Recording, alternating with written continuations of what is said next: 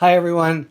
Harry here to talk about the administration's really contemptuous, dishonest, and just morally abhorrent response to the district court in the Abrego Garcia case. All right. First, just to briefly set it out, they keep posturing as if there's a sort of freestanding order that the district court is trying to weed in the foreign policy garden and just say, reach out to El Salvador and do this sort of foreign policy initiative. And they push back. You can't tell us to do that. They continually miss the point. What they've been ordered to do by the district court, affirmed by a unanimous Supreme Court, is remedy a constitutional violation entirely of their own making. And not just any constitutional violation. This is really, some kind of ultimate Kafkaesque. The words have been bandied about, but you take a guy who is working family, 5-year-old autistic son, has a specific order. Whatever you do, don't send him to El Salvador. You scoop him up and send him to El Salvador, where the order had said don't send him because he could suffer gang violence and the like. There's some indication that this hellhole of a prison they sent him to is kind of run by the very gangs who would totally rough him up. But more than that, it's really not even a prison. It's a place that is the absolute abysmal mark, or if you're, I guess, a savage despot, the high water mark of torture. That it's really designed to mistreat and abuse. And no one has ever left it. No one has ever left it. Meaning, it's really more like a gulag or a concentration camp, right? So that's what the U.S. is responsible for sending a complete innocent to. And that is something that courts, any American, any citizen of a civilized nation, in their bones is designed to rebel against as the most sort of repugnant, unjust, unconscionable action a government really can do. That's what's happened. And on that basis, a district court judge said, I want you to facilitate and effectuate his return. Though that language gives a little wiggle room with the, because the judge properly understands if for some reason El Salvador said, we won't send him back and you're going to have to go to war with us. And that was what it cost. You might have to let the executive decide that. But, so she's always respected the facilitate and effectuate. It goes up unanimous, Court of Appeals doesn't give the government any relief. And the Supreme Court unanimously, remarkable for this Supreme Court, affirms with saying, we want you to district court to, explain a little what you mean by effectuate. And it's clear there that as I said, there may come a point where the best, strongest efforts to remedy this horrific violation would really bump up against a core Article 2 responsibility to do foreign policy.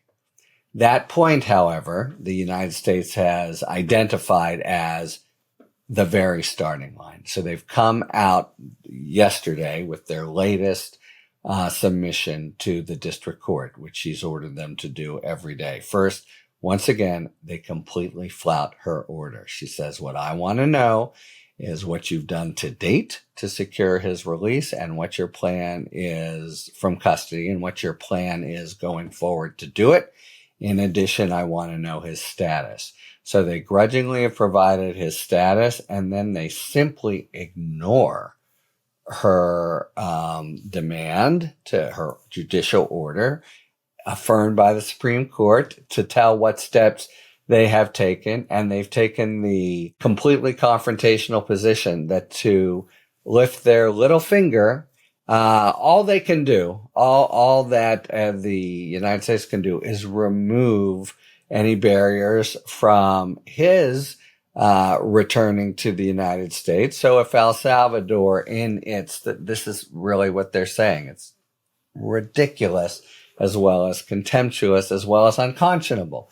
If El Salvador happens out of the goodness of its heart with no request from us, because you can't make us do that, to deposit him, say, in the Gulf of Mexico, Gulf of America, we won't stop him from coming in. We'll remove any domestic obstacle. Of course, there are no domestic obstacles. The obstacle is he's rotting in an El Salvadoran prison, and the U.S. did something really tawdry and disingenuous here. The order says, which has been affirmed, they can argue about effectuate or facilitate, but his release from El Salvadoran custody, that's the constitutional violation.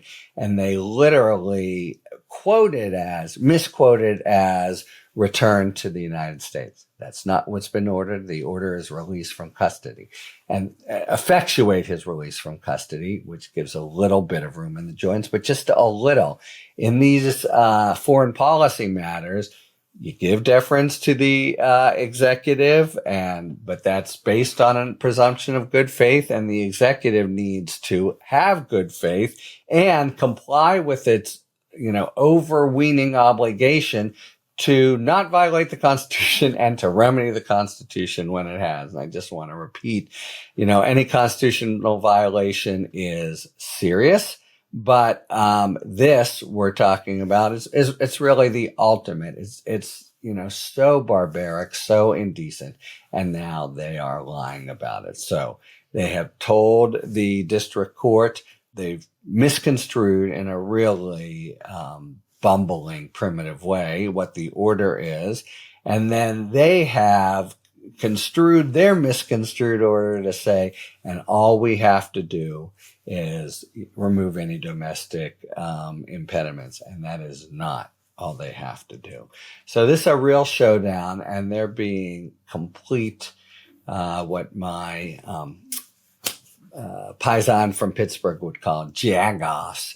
They're just being incredibly high-handed, and we're back to where we were. I mean, I've said this before. What is so pitched about this is we're in a binary situation, especially now that we know that Abrego Garcia is alive, the one snippet of information they saw fit to dole out to the district court, because either he's coming home or he's not. And this is going to go on day after day after day, and they are inviting her, this is Judge Paula Zinnes, to really, when we saw a very effective execution of this from Judge Boasberg, she's going to have the lawyers in court. She's going to question them, really, just pin them to the wall. What have you done so far? What haven't you done? You don't know? Who knows? I want that person here, and I want them under oath, and there'll be the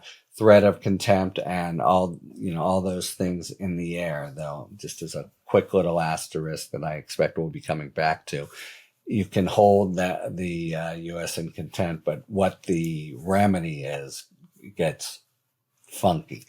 But that's going to be in the offing, and I think the Fourth Circuit, which is the Court of Appeals above Zinnes, and the Supreme Court, given that opinion, will back her up. I just, having issued that opinion that says you've got to at least facilitate. Let's leave out effectuate. That means you got to do something. You got to try to get him back.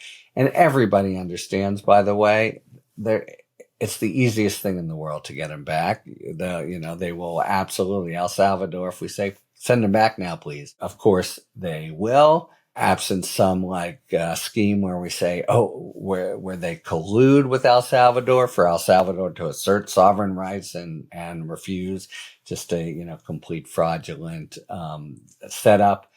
Of course, they can get him back, and they can get him back easy. And under those circumstances, Zinnis will make a point of saying, I'm not asking you any state secrets. I'm not asking you anything, even to do any sort of foreign policy. I'm telling you, as the Supreme Court has told you, remedy your constitutional violation. And if you have some argument that to do it would, start World War III or get to some incredibly sensitive state secret situation, tell me what it is. I'll evaluate it in camera, but you can't just say, you can't tell us to do anything as long as it involves a foreign nation. That's the kind of fight that's going to now ensue.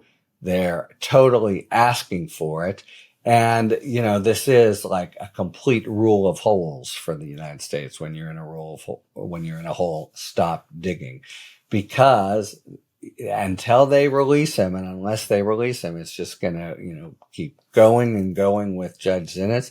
And as long as she's halfway careful about it, I think the courts will back her up, as they must. I mean, it's their role to interpret the Constitution and to order remedies. And we're talking about an ultimate nightmare of a violation and a very mild remedy of just release him from custody, unwind to a certain extent the terrible transgression you committed.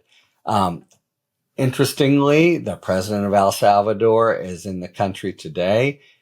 If they're smart, they'll do something like have him announce that by the goodness of his heart and in his sovereignty, he's releasing Abrego Garcia so they can still cling to the pretense that it's all El Salvador's call, which is a joke. But failing something like that, this is a running sore that's gonna get, infected. It already has, and get worse and worse for the U.S. Government every day.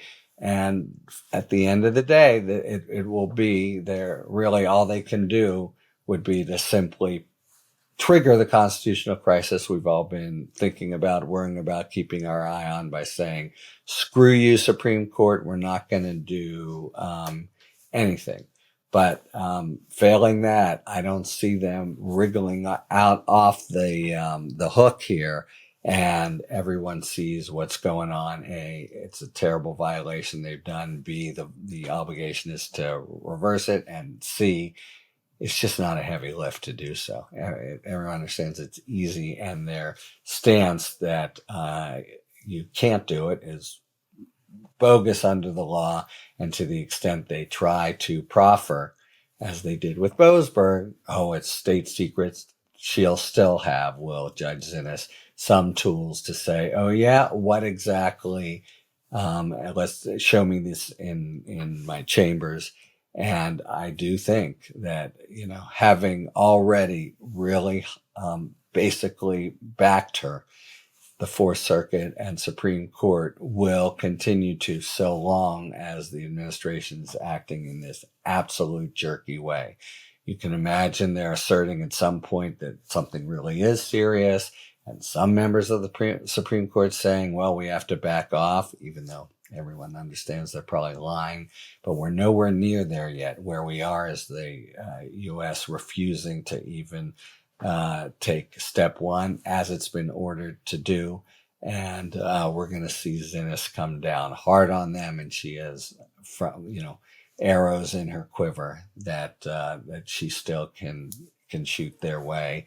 And they're, really kind of set up for an absolute contempt situation that, as I say, ought to be upheld as we go up the ladder to the Court of Appeals and U.S. Supreme Court. Stay tuned. It's a drama that plays out and sort of redoubles in intensity every day. Talk to you later. Thanks for tuning in. If you enjoyed this video and other Talking Feds content, please take a second to like and subscribe. Talk to you later.